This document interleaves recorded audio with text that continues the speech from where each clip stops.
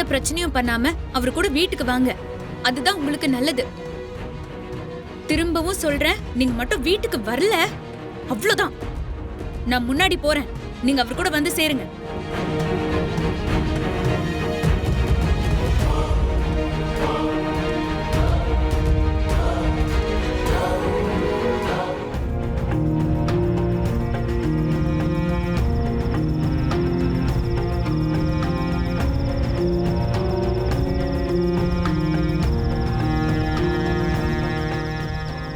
அண்ணே, நீங்க எங்க இங்க?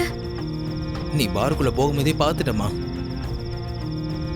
அவர்கிட்ட நீ உள்ள பேசிட்டு இருந்த எல்லாத்தையும் கேட்டுட்டு தாமா இருந்த.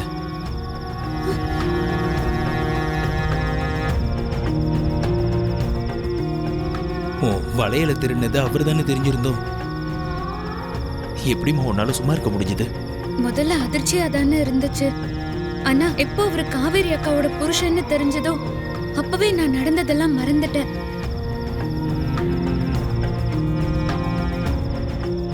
எங்க அம்மா வளையல காவேரி அக்கா கையில பார்த்ததும் முதல்ல கொஞ்சம் கஷ்டமா இருந்தாலும் அப்புறம் சந்தோஷமா தான் இருந்துச்சு. ஏன்னா அவங்க தான் புருஷன் முதல்ல வாங்கி கொடுத்த கிஃப்ட்ன்னு என்கிட்டயே வளையல காட்டி சந்தோஷப்பட்டாங்கன்னு. அந்த சந்தோஷம் கெட்டுற கூடாதுன்னு நான் நினைச்சேன்.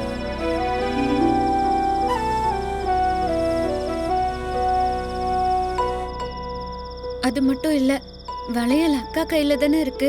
நான் போட்டுக்கிட்டா என்ன, அவங்க போட்டுக்கிட்டா என்னன்னு நான் விட்டுட்டேன். 10 பவுன்மா.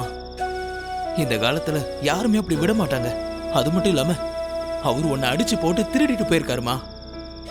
இது பாருமா, உன்னோட மனசு யாருக்கும் வராதுமா. அந்த ஆளெல்லாம் என்ன மனுஷனே தெரியல. நீ அவரை மன்னிச்சு விட்டும் கூட கொஞ்சம் கூட மனசாட்சி இல்லாம நடந்துகிட்டாரு. உன் மேல வாயில சொல்லவே கூசுற குற்றச்சாட்டெல்லாம் உன் மேல சொல்லி அசிங்கப்படுத்தி வீட்டை விட்டு விரட்ட பார்த்திருக்காரு. நான் கூட திரு இவரை அடிச்சதை நினைச்சு ரொம்பவே வருத்தப்பட்டேன். ஆனா இப்ப சொல்றமா, அது தப்பு இல்ல.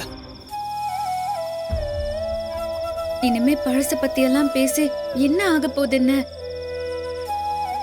எப்படியோ அவர் வீட்டுக்கு வந்து காவேரி அக்கா சந்தோஷமா இருந்தாலே போதும்.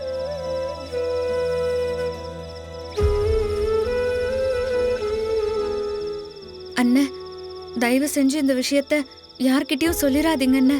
நடந்த எல்லாத்தையும் இங்கே மறந்துருங்க.